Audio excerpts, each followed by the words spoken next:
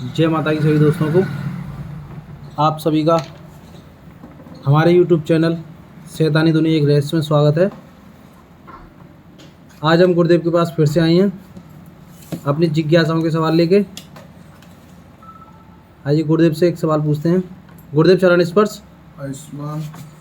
गुरुदेव मैं आज फिर दोबारा से आया हूँ जिज्ञासा लेकर अपनी। मेरा एक प्रश्न है, गो जोगनी सिद्धि का गुरुदेव कैसे होती है और क्या प्रक्रिया है? जैसे ही बताऊंगा तो आपको लगेगा अच्छा, क्योंकि आपकी अधिष्ठात्री देवी हैं जी गुरुदेव। माता कालका, और उनका ही स्वरूप है गौजोगनी सिद्धि। बहुत ही गुप्त साधना है, बहुत ही जी गुरुदेव। गुप्त साधना है, और विशेषकर तुम्हारे लिए सुटेबल है। ठीक है, कहीं पढ़ा था या सुना था या YouTube वगैरह पे देखा है? नहीं गुरुदेव, यूट्यूब वगैरह पे तो नहीं। हाँ। मैं कभी कभी ग्रंथ वगैरह देखने लग जाता हूँ, हाँ, तो गूगल वगैरह पे भी सर्च करने लग जाता हूँ उससे। असल में क्या है कि गौजोगनी की सिद्धि यूट्यूब पे तो गुरुदेव कहीं है नहीं, इसीलिए बोल रहा हूँ मैं देखने। यूट्यूब पे किसी ने दी नहीं है, क्योंकि ग्रंथों में भी इसका बड़ा गुप्त वर्णन है। उसके पीछे का रीजन है बहुत ही इफेक्टिव है, बहुत ही इफेक्टिव है। और जिस तरीके से माता कालका का एक रूप है ना, उग्र रूप, ऐसा समझ लीजिए कि सौम्य रूप का एक विस्तृत उदाहरण है गौजोगनी की सिद्धि। जो लोग माता कालका की सिद्धि करना चाहते हैं, मैं उनसे परस्पर बार बार कहता रहता हूँ कि वो तो है ही सुपीरियर, लेकिन बेहतर होगा कि एक बार गौजोगनी की सिद्धि के विषय में भी वो चर्चा कर लें या उस विषय में देख लें। लेकिन गौजोगनी की सिद्धि फॉर्मली, जैसा कि मैं बार बार कह रहा हूँ, है नहीं कहीं भी, और इसका इतना तगड़ा विधान भी किसी ने नहीं बता रखा। मैं आपको बताता हूँ। गौजोगनी की सिद्धि, एक तो कच्चे घर जो होते हैं ना, जी गुरुदेव, या एक तरीके से ऐसा समझ लीजिए आश्रम टाइप, मिट्टी के मकान, मट्टी के बने हुए घर जो होते हैं, उनमें सुपीरियर होती है। ठीक है, और ये माता कालका का ही एक रूप होती है, सौम्य रूप होती है। ठीक है, और इसके लिए व्यक्ति को देखिए, पहले तो सामग्री बता रहा हूँ क्या क्या चाहिए। चमेली की पुष्प और चमेली के पुष्पों की माला, गाय का गोबर, सुगंधित इत्र और सफ़ेद वस्त्र। ठीक है, इसके बाद में जो रुद्राक्ष की माला है वो। ठीक है, और थोड़ी सी व्यक्ति को सामर्थ्यवान यानी पुष्ट जरूर होना चाहिए। मतलब व्यक्ति कहीं से कटा फिटा ना हो, कहीं कुत्ते उत्ते का कोई काटा हुआ ना हो, मतलब फ्रेश, बिल्कुल फ्रेश से मतलब ये है कि घाव शरीर पे ना हो, निरोगी हो, खांसी वगैरह ना आती हो। क्योंकि जिस तरीके से जब ये मंत्र जाप होते हैं और एक ऑरा बनता है, यदि आप उस वक्त खांस भी देते हैं तो जो ऑरा है वो क्षीण हो जाता है, और फिर उसमें जो साधना है उसमें पड़ता है व्यवधान। ठीक है, आप ऐसे समझ लीजिए कि यदि आप माला जाप कर रहे हैं तो बिल्कुल जैसे वो क्या कहते हैं ना, मंजीरों की आवाज़ आती है ना रात्रि में, उस तरीके की आवाज़ आनी चाहिए, बिल्कुल एकदम शांत। तो करना क्या है कि आपको एक कच्चा रूम ले लेना है और उसे गाय के गोबर से लीपना है। लीपने के बाद में आप अपने सामने एक सफ़ेद आटे से अथवा कलई से, कलई होती है ना कलई, उस कलई से एक त्रिशूल बनाएंगे, गोल आकृति। पहले आप बनाएंगे एक गोल व्रत, और व्रत के अंदर फिर पूरा इस तरीके से त्रिशूल बनाएंगे, उसे त्रिशूल को व्रत में बंद कर देंगे। समझ रहे हैं? जी फिर गुरुदेव। उसके सामने उस आसन लगा के सफेद वस्त्र धारण करके आपको चमेली का दीपक लेना है, चमेली का इत्र लेना है, अपने इत्र लगाना है और चमेली के पुष्प और चमेली की माला अपने पास में रखनी है। ठीक है, और फिर मंत्र जाप करना है। ठीक है, मंत्र मैं डिस्क्रिप्शन में दिए दे रहा हूँ। ठीक है, और वीडियो में भी पिन कर देता हूँ। ठीक है, मंत्र बड़े ही शांत स्वभाव से पढ़ना है। ठीक है, थोड़ा लंबा मंत्र है, लेकिन ये बात ठीक है कि आपको पहले कंठस्थ कर लेना है और फिर उसके बाद में ही ये 121 बार एक माला रोज जाप करनी है, रात्रि 12 बजे के बाद, रात्रि 12 बजे के बाद। ठीक है, अब करने के बाद में आप डेली जब साधना पे बैठेंगे तो मंत्र जप करते रहेंगे। ये ध्यान रखना कि यदि आपका ध्यान, बहुत सारे साधकों ने ऐसा करने की कोशिश करी है, साधना करते वक्त जैसे ये पेंसिल गिरने तक की भी आवाज़ यदि पीछे से आ गई तो ध्यान रखना हाथ से माला छूट जाएगी, और माला छूटते ही आपको इतनी प्रॉब्लम होगी, फिर वो प्रॉब्लम असहनीय होगी। तो बिल्कुल बड़े ध्यान से बैठें, निरोगी होकर बैठें, ये बड़ा जरूरी है। गुरुदेव जैसे आपने बताया माला छूट जाएगी, पीड़ा से नहीं, तो ये तात्पर्य गुरु के सानिध्य में करें ज़्यादा बेटर है। देखो, गुरु के सानिध्य के बगैर, मैं पहले भी कह चुका हूँ, कोई भी ऐसी साधना ना करें जो अमोघ है, और गोजोगनी की सिद्धि बहुत ही अमोघ है। ठीक है, मैं इसके आने वाले परिणाम भी बताए देता हूँ, क्या क्या व्यक्ति को दर्शाएंगी वो चीज़ें भी बताए देता हूँ।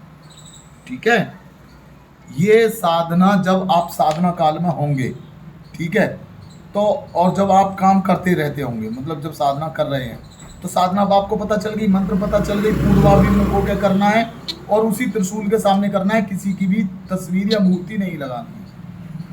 ठीक है, जब भी गौर जोगनी आपके सामने प्रकट हों तो उन पर पुष्प वर्षा करनी चाहिए और पुष्पों की माला उनके गले में डाल देनी चाहिए और उन्हें प्रणाम करके उनसे जो भी अपनी मन इच्छा है वो पूर्ति कर लेनी चाहिए।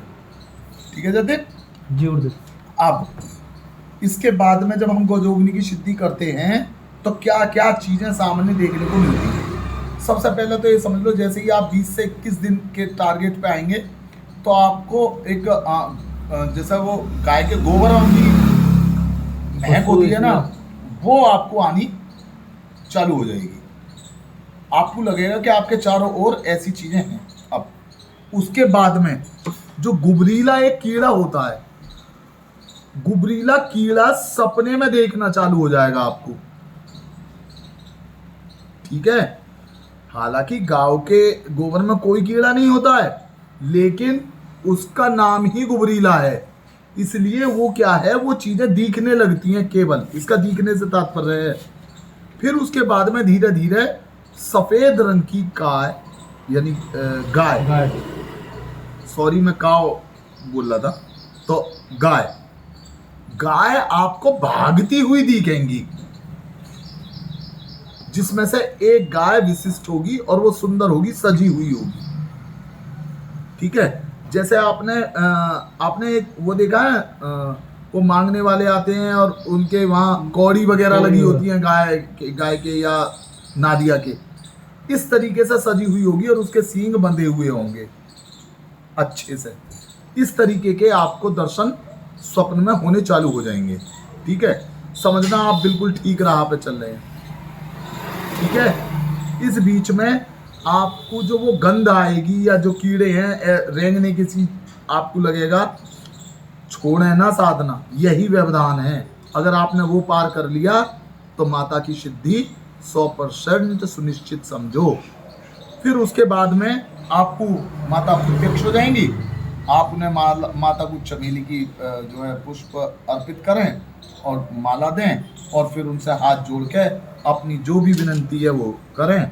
आपको 100% ये चीज़ें जो है प्राप्त होंगी, 100%। गुरुदेव जैसे आपने बोला कच्चा कमरा, और किसी के पास कच्चा कमरा ना हो ज़्यादातर आप सबने पक्के मकान बना लिए हैं। नहीं, कच्चे घर के लिए वैधान ये है फिर कि आपको एक ऐसे निर्जन स्थान पे जाना पड़ेगा जैसा बाग बगीचे वगैरह हैं। नहीं गुरुदेव, ऐसा नहीं कर सकते जैसे कमरे में मिट्टी बिछवा लें फिर ऊपर से?